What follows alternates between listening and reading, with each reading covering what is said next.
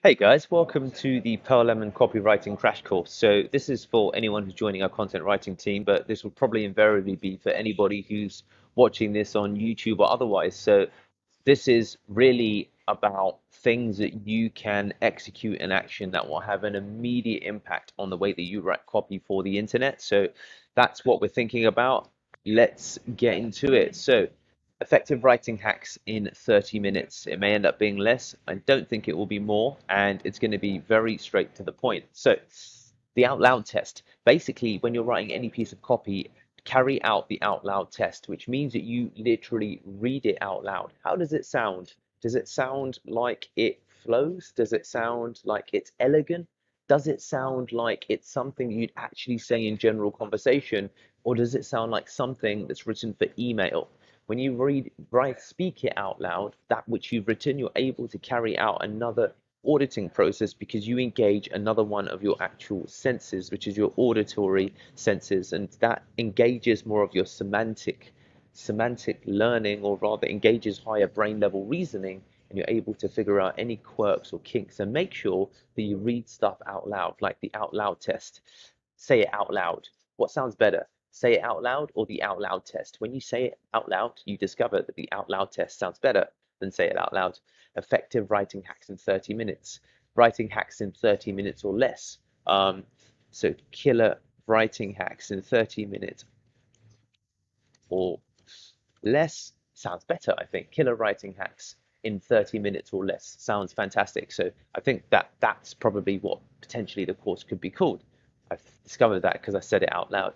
The next thing you need to consider is the 5-year-old test. Could someone who's 5 years old, or let's say 7 years old, basically look at your content, read it, and immediately understand what's going on?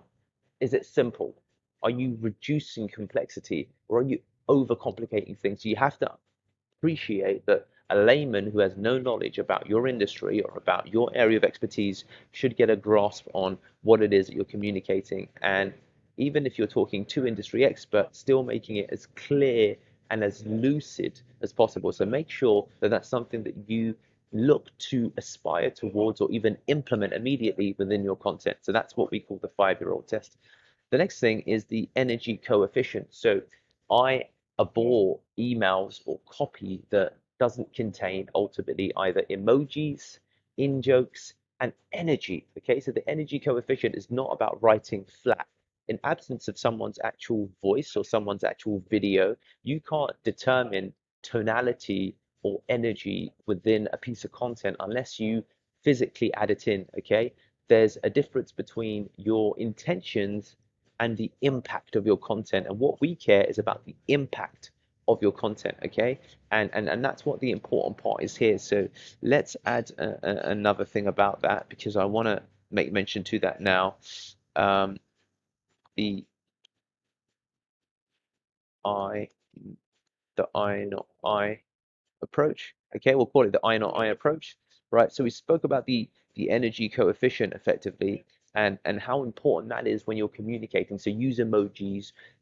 Make sure you have a good balance of emojis. Still engage in some mirroring where people are, you know, if they're flatter than you, that doesn't also mean flat. Tend to go one level up, and they tend to rise a little bit to your level. But there's very few people that don't appreciate energy. So I would always say go for the energy coefficient because it's important. You will do it. The next thing to think about is the I not I approach, is what we just discussed, which is it is about impact, not intent. Well, this is what I meant. Well, this is what was interpreted. You need to make sure the line between impact and intent goes so narrow that it's impossible to give or have a different impact from that which you intended, because you made it so unequivocal, so explicit, so damn clear that it's obvious what you're talking about. So make sure you engage with the I not I approach. The next thing to consider is the VV formula. So VV is visual variation. Reading a block of text is bloody boring if it's all the same style. So what about italics? What about underlines? What about numbers? What about bullet points? What about arrows? What about whatever else there is? Okay, there's like so much stuff you can do with visual variation when it comes to italics, underlines, bullet points, arrows, quotables, parentheses, this, that, this, that. There's so much you can do to play with ultimately the content that you're producing that you can really make sure that you engage in visual variation. Just make it more pleasant for the eye, okay? And that includes images as well as making the content look damn interesting to look at. So the next thing is the TMS formula. Now, I don't know what the TMS is. I've forgotten. So hopefully we'll come back to it. If we don't, then we won't. So the next thing is a 7-step follow-up. Okay, so this really relates to any kind of copy that you're writing for sequences. So that's specific to cold outreach.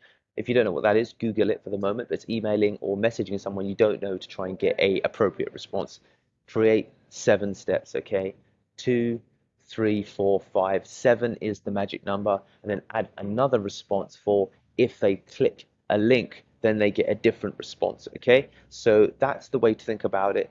Consistency is appropriate within the follow-up because it's when someone says no, I'm not interested, that's when you can fall back. So make sure that you aim when you build copy to put it into 7 steps, because I do think that's the way that you can get a result. The next thing is the BlackBerry formula. So the BlackBerry formula is ultimately, can it be read on a BlackBerry? Okay, now BlackBerries are outdated, but they were the business phone of old. But this is what we're looking at, and ultimately, it's can your email be read on a small screen of about that size? If it can't be read, then it's probably too long. It's saying too much, and it's too much information. Which brings me back to this, which is the TMI, the TMI. I don't even know if it's this, but I'm changing it live on the fly. The TMI fallacy: less is more. Do not give people too much information because you overwhelm them. Okay, overwhelming people is problematic.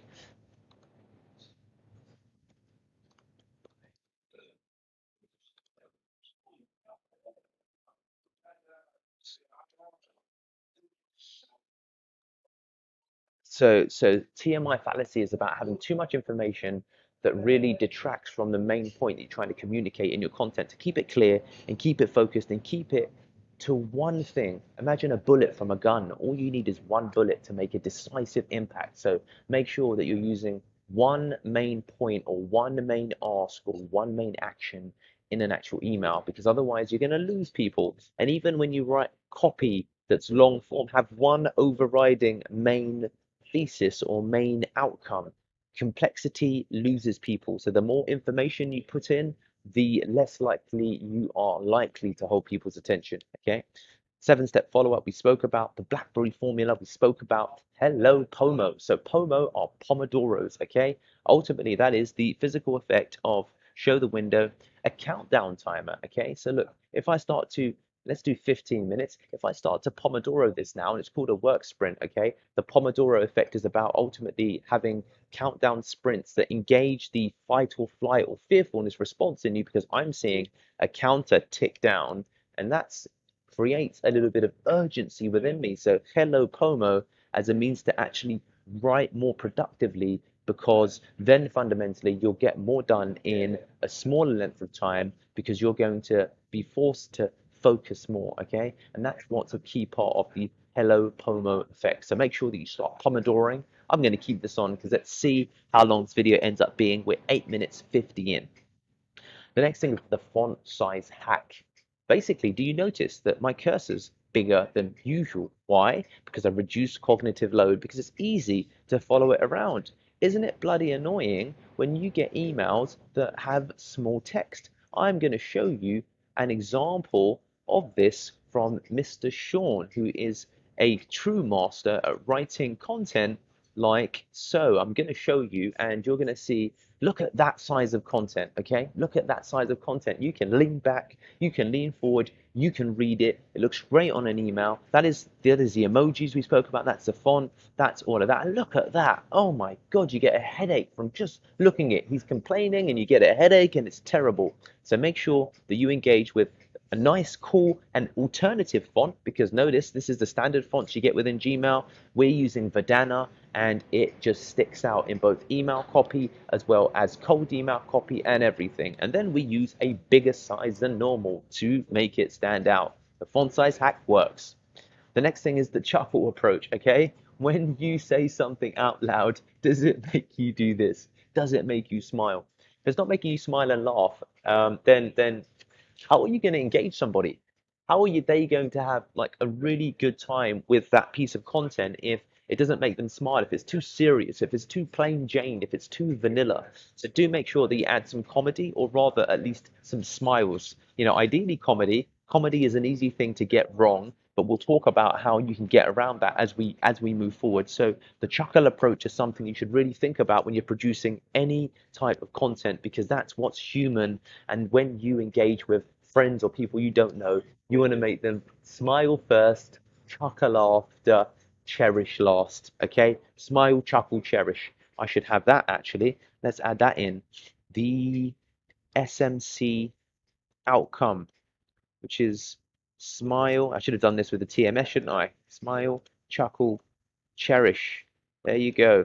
And let's add that. Do you see now how the font size does make a difference? Let's make that 40, and there you go. Okay, so that's ultimately what you're looking for as a consequence of that approach, which is you want them to smile, to chuckle, and then to cherish and think, you know what, this is different to what I'm normally used to seeing. I really want to engage and work with that person because they are different. They stand out. So make sure that you follow and lean towards or head towards an SMC outcome in whatever type of content you are writing. The next thing is the power of three: beginning, middle, after.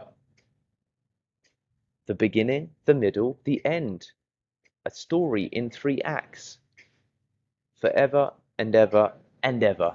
People tend to remember things when they are in threes. Mary, Peter, Piper, or whatever it might be. There's many, many examples of evidence of threes.